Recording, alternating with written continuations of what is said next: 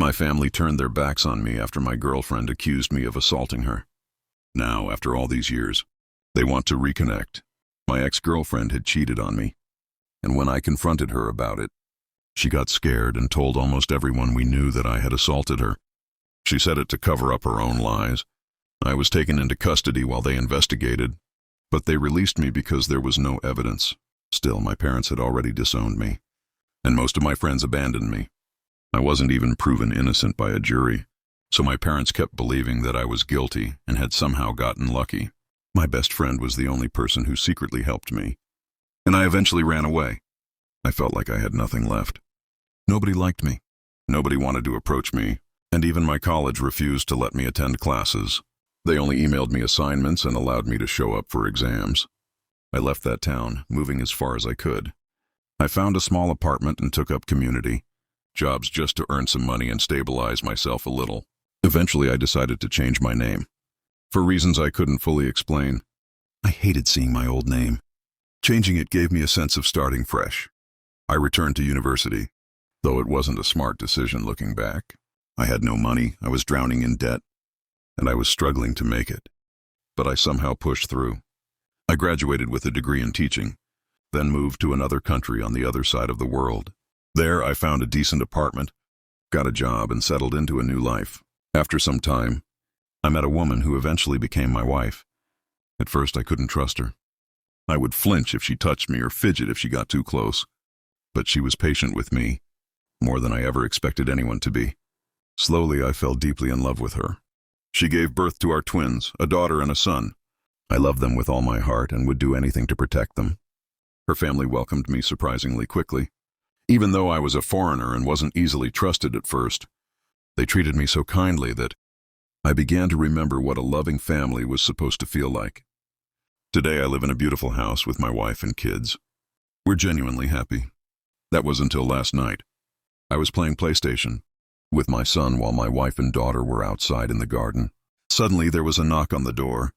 When I answered it, my father was standing there.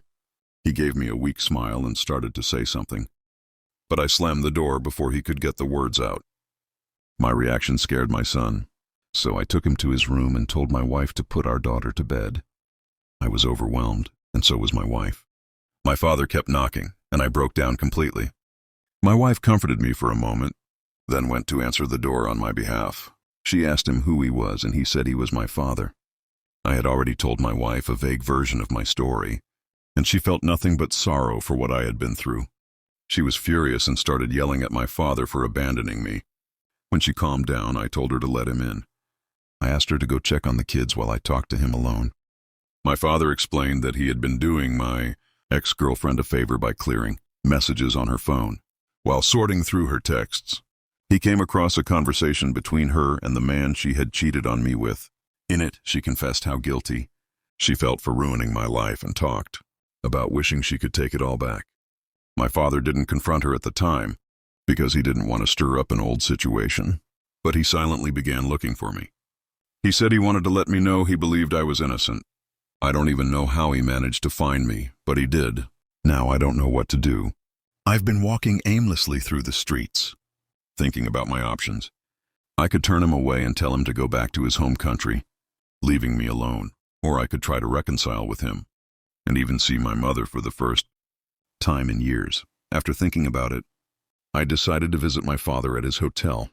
I told him that I wouldn't reconcile with him or the rest of my family. He had tears in his eyes but said he understood. He told me that he had already informed my mother about everything and had cut my ex-girlfriend out of the family entirely.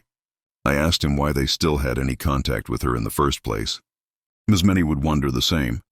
He explained that she claimed to feel too guilty to fully let go of the family. I wasn't inclined to believe her or him, but it was enough closure for me. My father also said my mother didn't take the news well. She even tried to get my phone number, but my father said he refused to give it to her. I don't know how much of his story I can trust, but I feel like most of it is just a ploy to drag me back into their lives. After they threw me out onto the streets like I was nothing, I can't help but feel disgusted by the thought of reconnecting.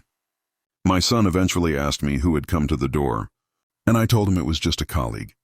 I plan to tell both of my children about my past someday. but only when they're older or when they're going through tough times. I want them to know that I understand how hard life can be. For now, we're fine. The whole situation shook me up a little, but I hope my father keeps his word and leaves my new life alone. Things didn't stay quiet for long, though. I had another incident with my family recently, and it left me furious. After thinking about it for a while, I decided I needed to face them directly. I flew back to my home country and arranged a meeting with everyone involved. My mother, my father, my brother, and even my ex-girlfriend were all there. I was nervous walking into that room, but the moment I saw them, I felt nothing. I didn't see them as family anymore. I recognized their faces, but they didn't feel like family to me.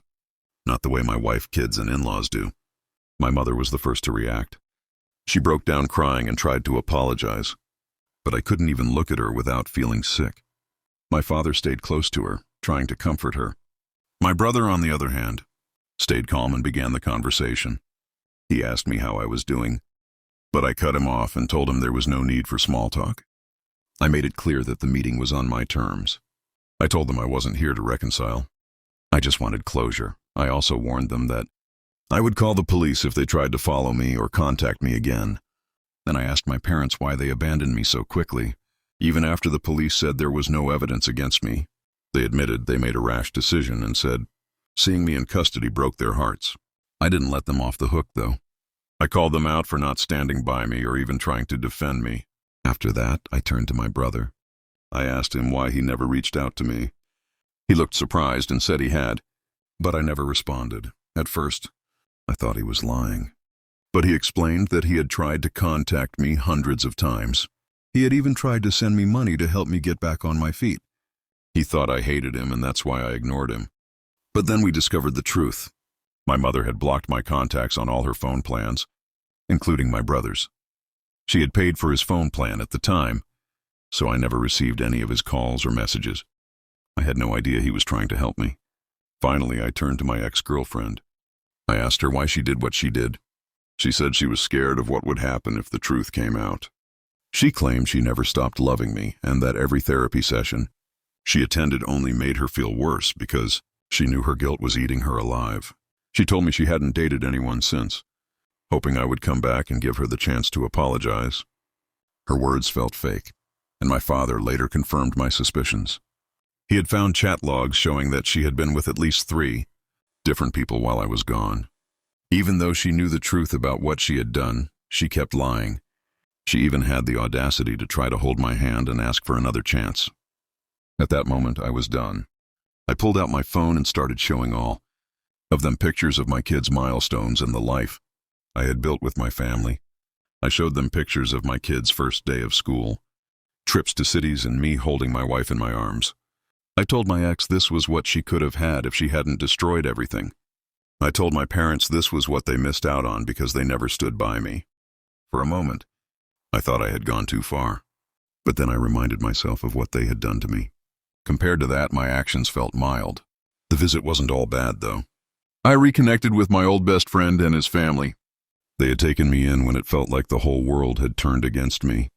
Seeing them again reminded me of the kindness I had experienced when I needed it most. I plan to return to my home country one day, so my kids can see where half of their culture comes from. But they'll never meet my parents or anyone else who betrayed me. To me, my only real family is my wife, her family, and my children. I think the trip went well, all things considered.